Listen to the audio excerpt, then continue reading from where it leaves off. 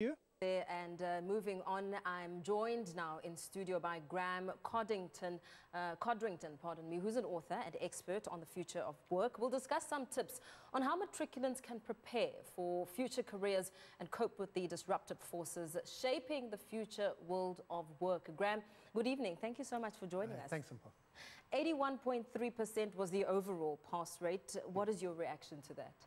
Well, look, first of all, obviously, congratulations to all the matrics, to their parents. I'm a parent of a matriculant this year, so that's important. And, of course, the schools and the whole system.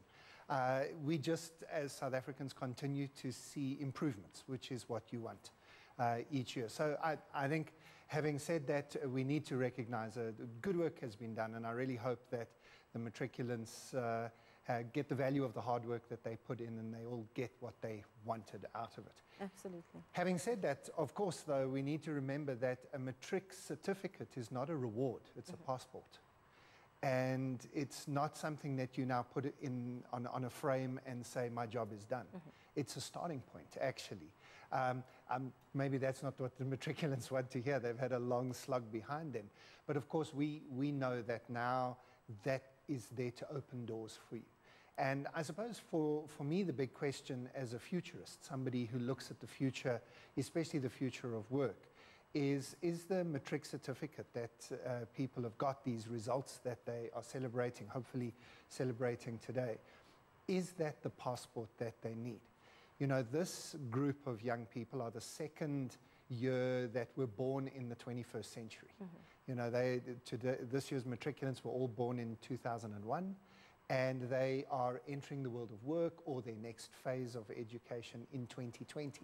So they really are the matrics from the future, if you like. But the question is, do they actually have the skills? Are the subjects that they've been taught, is the curriculum that they've put in place, is the certificate they've now got in their hands, does that actually take them into the 2020s? And I'm concerned, not just for South Africa, that's not a South African statement. I think globally, we are living in such fast-moving times where the world of work is changing so quickly. I'm nervous that young people are not prepared enough for it. Absolutely, Graeme. I want us to hold that thought. We'll continue our discussion in a short bit. Let's now take you to a short break. We'll continue to speak about the future of work as the matric class of 2019 celebrates their matric results. We'll expand on the discussion after the break. Stay tuned.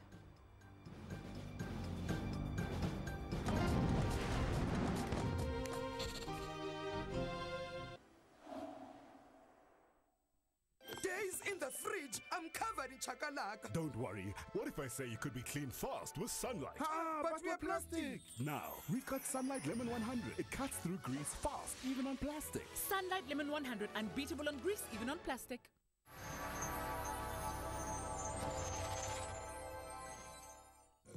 We know that perception is everything. So while some might see this, others see this. That's why DSTV is committed to a code of conduct as outlined by the Broadcasting Complaints Commission of South Africa. If you feel our programming is not adhered to this code of conduct, you have the right to be heard. Please write to the BCCSA and remember that keeping your family's viewing habits safe is easy with our parental control function. Just press the DSTV button on your remote. Scroll to Settings and select the Parental Control option. DSTV. Putting the control in your hands.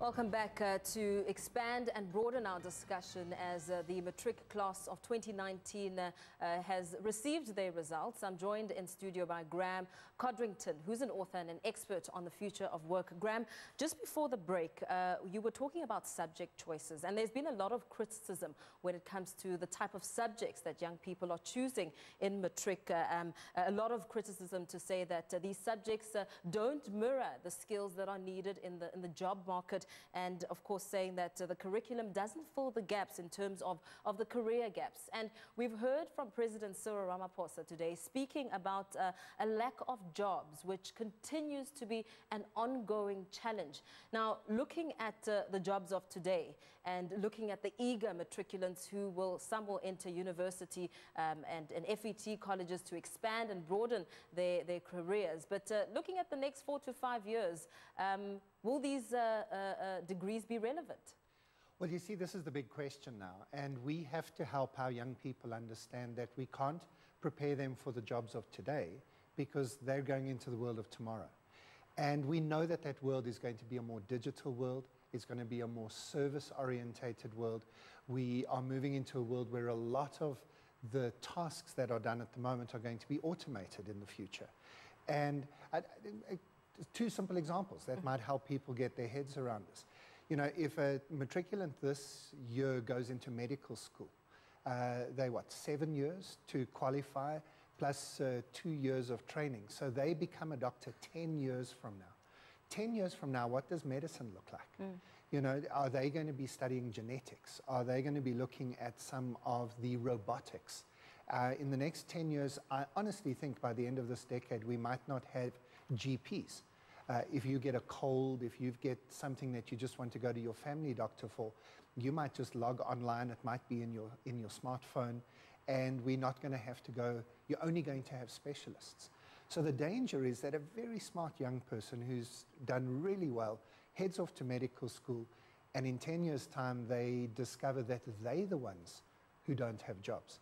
And we could talk the same about accountants and engineers. So it's not just people who maybe haven't got the results in Matric that are now needing to be worried about their employment. It's these young people now with good results, good certificates, who might not be thinking far enough ahead around the digitalization and the automation of the workplace in the next 10 years. And how can these learners prepare themselves? I mean, it sounds like, you know, just looking at the rate at which the economy is growing, as you and I speak, it's really not something to really be excited about as we speak. So when it comes to the learners who are really eager to make their mark and go out into the big world of adulthood, what can they do?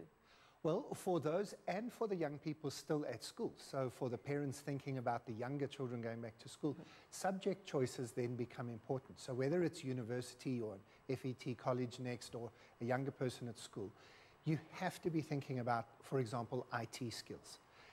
Every young person should know how to read, how to write, how to do maths, and how to program. Not so that they become a programmer, but that they learn the language of this digital world.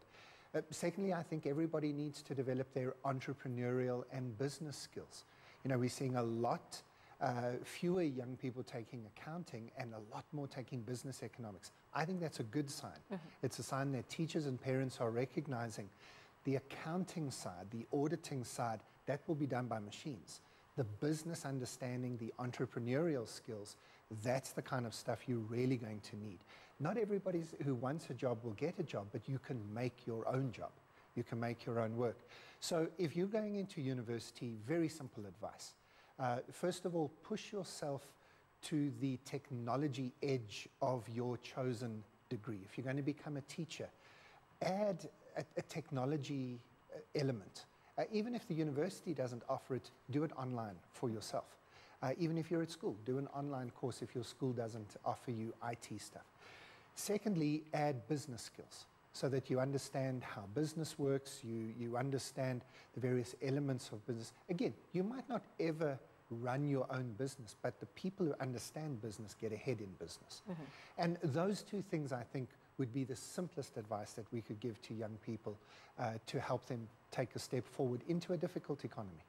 There was talk this afternoon about perhaps doing away with accounting in its entirety. Are you agreeing with it now? Well, look, I'm a recovering accountant. I did a BCom, but I actually didn't do accounting at school. So I'm one of the people who went the other way, having not done accounting at school to Matric, decided to do a BCom.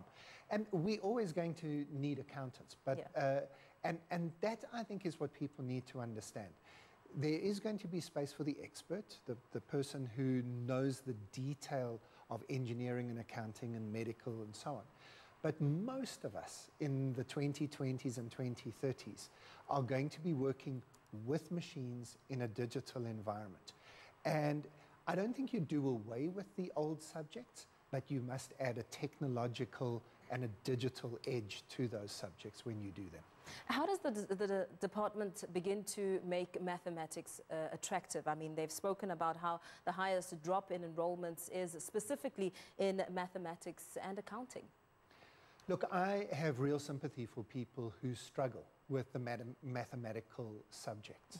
And I understand the desire to help those young people at least get some level of qualification. But honestly, I do think quite a lot of it comes down to the teaching. And a lot of it comes down to being able to develop teachers. It's a tough subject to teach, and it's an essential subject to learn. And we, I think, need to put a little bit more effort into how we teach the subject. Technology is one of my passions. I think we can use technology in the classroom, bringing videos of some of the best teachers in the world, teaching various concepts, integrate that into our classrooms. You can do that even in a rural school with very few facilities. It's not hugely expensive to bring one TV and an internet connection into every school. So I think a technology solution, an upgrading of teaching skills, and then a focus on applied mathematics. I think, for example, should we teach statistics rather than calculus? Because statistics is something people understand, they use it every day, whereas calculus is the language of engineering and science. So I think that there are many ways in which we could be thinking about some of our subjects, not doing away with them, not dumbing them down, not making them easier just so that we can pretend we've got a better pass rate, but rather making them applicable to this new digital technology world that we live in. And what do you think are some of the challenges that, as a country, that we need to overcome before we move into this fourth industrial revolution in full speed? What are some of those sore points that are really making it difficult at this point? Well, look, access to technology is definitely one of those. I think obviously the price of data, we saw recently that we have the most expensive data of any country in the world.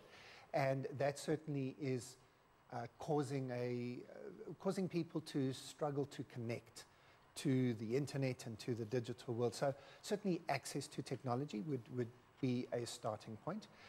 And I think that we also need to be having a look at our mindset around education. I understand the debates, for example, around language policy, and we've got to deal with some of the basics of what it means to have a South African and African curriculum, and all of that needs to be done. But there's a danger in waiting for that to finish before we then put this new future overlay on top of it. And that's going to require teachers to be upskilled in terms of their use of technology, and also in their ability to think differently about how we educate. A very simple example is what we call the flipped classroom. Why shouldn't we let pupils, learners, watch videos before the class? If they get access to free Wi-Fi, there's no problem putting it online. They watch it, then when they come to school, they've already got the knowledge in their heads, and the teachers become facilitators of conversation and application and integration. And I don't think that's the wildest thought that we could have, and I don't think it would be a difficult shift to make. But obviously these are big systemic issues that require a lot of thinking, and that's what the 2020s brings us as both a challenge and an opportunity, that we do things differently because we live in a different world. And, you know, it's interesting, you speak about all the other mediums that can be brought into the class to improve the education system, speaking about bringing in videos and making class and schooling more interactive, and really just looking at the dropout rates and the reasons why pupils would opt to drop out, some not coping with the conventional way of learning on a chalkboard and having a teacher speak for hours on end without adding in different elements to make education and learning more exciting. How important do you think, you know, inciting and really just sparking a level of curiosity in a learner through storytelling in different mediums, using magazines, using technology. Well, how important do you think that is? That's such an important point, Paul, that you've made. I wrote a book called Future Proof Your Child. And in that, we had a look at the different learning styles that people have. And it's a wonderful thing if your learning style matches school. If you're more of an academic, if you learn memorizing, if you've got a good memory, of course in South Africa, if you know English well, yes, that helps. So what a beautiful thing if all of your skills line up with school, then it helps you to succeed. But that's only about half of young people. The other half of young people, they might look at their results today and be disappointed. And they might even have a sense of, oh, I'm not that clever. But they must remember, we didn't measure you according to your skills. We didn't measure the auditory learners. We didn't allow people to do vocal exams. Everybody has to write. What if you're not good at writing? We didn't measure the kinesthetic learners, the learners who learn with their bodies and need movement. We force them to sit still. So I do think, and this is a much bigger issue, and countries all around the world are grappling with this, is how do we really understand different learning styles, different personalities, and then help each child to succeed in the God-given personality and learning structures that they've got. I'm not sure our education system is anywhere near having that conversation yet, but I think we need to if we want to really improve our system in the next decade. And Graeme, lastly, before we let you go, I mean, some people may have not made the cut, may have not experienced the excitement of those who really achieved outstanding results for 2019 Matric. What do you say to those pupils who are sitting at home having to look at other options, perhaps repeating the year and improving their results? What would you say to them? Again, a very important question. We obviously celebrate the big achievers today and we recognize them. But those who are disappointed, who haven't got, as I mentioned at the top of the segment, the passport that they need. Let me keep that analogy. Yes, you maybe don't have the passport now. So choose a different country to visit. Maybe you can't visit the country you plan to visit because your passport is not good enough. But there are other countries. There are other opportunities. I'll give you a very simple example. I cannot find good plumbers and electricians, and I would pay all the money in the world for a good plumber and electrician. In the 2020s, I'm going to need people to come and wire my house for the internet, help me to be the Internet of Things. The plumber of the future is a very high-tech skilled person and doesn't need a matric in order to do that.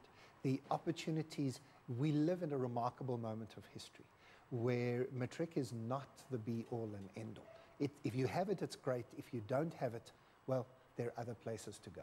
Absolutely. Thank you so much. Let's leave it on that high note. Thank you for your time, Graeme Codrington, who's an author and an expert on the future of work, giving some really sound advice for matriculants who didn't make the cut or who may be exploring different options. The matric class of 2019 expressing their excitement. But for those of you who didn't, an expert says it's not the end of the world. There are other options and there is light at the end of that tunnel. We'll continue to bring you more news. Stay tuned.